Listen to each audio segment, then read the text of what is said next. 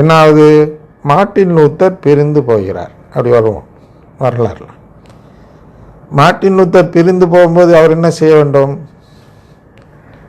அவர் முதலில் அவருடைய பைபிளை மாற்றியிருக்க வேண்டும்.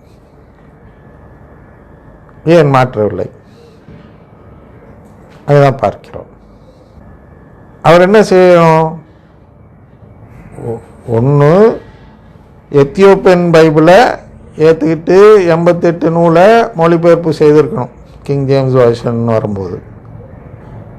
அல்லது இரண்டுமே செய்யாமல் 66 நூலையும் எடுக்காமல் 88 நூலையும் எடுக்காமல் இவருக்கு ஏற்புடையதாக உள்ள ஏதாச்சும் போட்டுக்கிட்டு 72 80 இல்லாட்டி 50 ஏதோ ஒரு எண்ணிக்கையில் இவர் ஒரு நூலை உருவாக்கி இருக்க வேண்டும். இரண்டுமே செய்யலை. என்ன செய்கிறார்?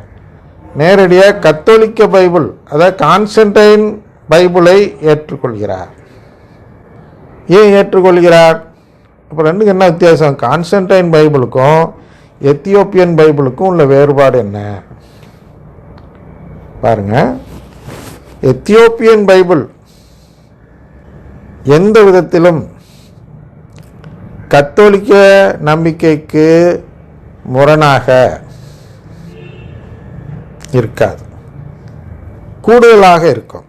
எத்தியோப்பியன் பைபிளில் தேவையற்றது, அப்போக்ரிஃபா என்று சொல்வார்கள் அல்லவா, தேவையற்ற நூல்கள் பல இருக்கலாம்.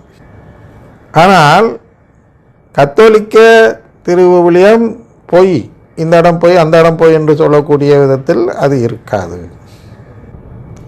அப்போ கான்ஸ்டன்டைன் மன்னர் என்ன செய்கிறார் என்றால், அந்த நம்பிக்கை பேகன் நம்பிக்கை என்று சொல்கிறோம். பேகன் நம்பிக்கையில் ஏன் இத்தனை கடவுள்கள்? இந்து மதத்தில் கூட ஏன் இத்தனை கடவுள் என்றால், அவர்கள் எல்லாம் பொருள் தேடுபவர்கள். அதாவது பொருள் ஈட்டதான் கடவுள் உதவியாக இருக்கிறார். அவங்களுடைய நம்பிக்கையின்படி கடவுள் யார் என்றால், நாம் ஒரு நல்ல வசதியான வாழ்வதற்காக உதவி செய்வதுதான் கடவுளுடைய வேலை என்று நம்புவோர்தான் இந்த சிலை வழிபாடு செய்பவர்கள். இதே நம்பிக்கை தான் மார்ட்டின் லூத்தரிடமும் இருந்தது. அதில் என்ன வித்தியாசம்னா, சிலை இல்லை, அவ்வளோதான். நம்பிக்கை ஒன்று தான். பேகன் நம்பிக்கை என்ன அதே நம்பிக்கை தான் இன்றும் மற்ற கிறிஸ்தவர்களிடம் இருக்கிறது. என்ன என்றால், நாம் ஒரு நல்ல வாழ்வதற்காக உதவி செய்பவர்கள்தான் கடவுள். பன்மை இல்லை கிறிஸ்தவத்தில். இருந்தாலும் நம்பிக்கை ஒன்று தான். என்ன நம்பிக்கை? அவர்கள் கூப்பிடுவார்கள். இதில் கூட நான் அந்த கமெண்டில் படித்தோம், உங்களுக்கு வாசித்து காட்டுகிறேன்.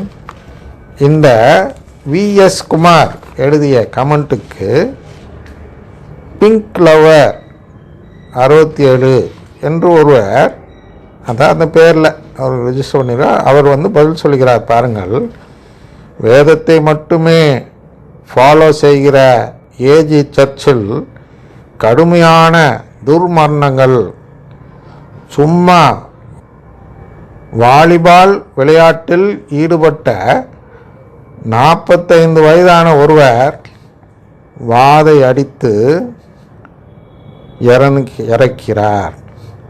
46 வயதான ஒருவர் பாத்ரூமில் குளிக்கும்போது ஹார்ட் அட்டாக் வந்து இறக்கிறார். கொரோனா காலத்தில் செத்தவனுக்கு எந்த கணக்கும் இல்லை, நீயும் வாழ மாட்ட, அடுத்தவனையும் வாழ விட மாட்டாய் என்று இவர் அவருக்கு பதில் தருகிறார். பாருங்க, இது தவறானது தான், இதை நான் ஆமோதிக்கவில்லை.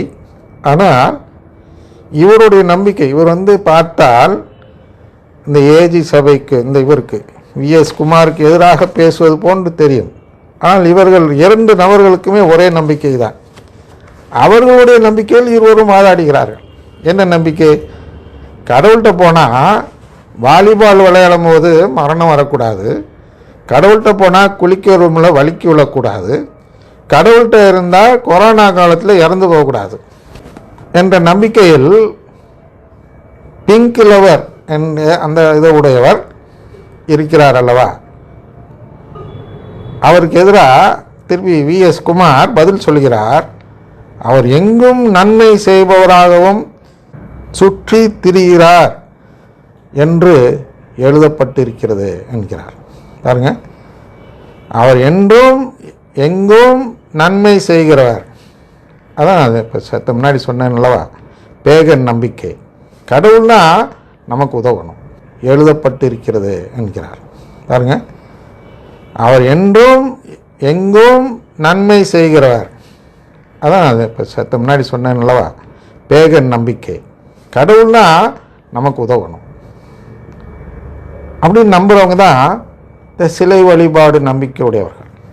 ஏன்னா சிலை வழிபாடு நம்பிக்கை என்பது இதுதான், இந்த சிலையை நான் வழிபட்டால் இந்த கடவுள் எனக்கு உதவுவார். உதாரணத்துக்கு நம்ம நாட்டில் ஈஸியாக சொல்லலாம், லக்ஷ்மி வழிபட்டால் எனக்கு பணம் தந்து உதவுவார், சரஸ்வதி வழிபட்டால் எனக்கு படிப்பு தந்து உதவுவார் அப்படின்னு ஒவ்வொரு இதற்கு. சுக்கிரனை வழிபட்டால் நல்ல கிடைக்கும், அது சனியை பண்ணிட்டால் கஷ்டம் நீங்கும். இப்படியெல்லாம் எல்லா விதத்துலையும் பார்த்தீங்கன்னா நமக்கு நன்மை செய்பவர் கடவுள்.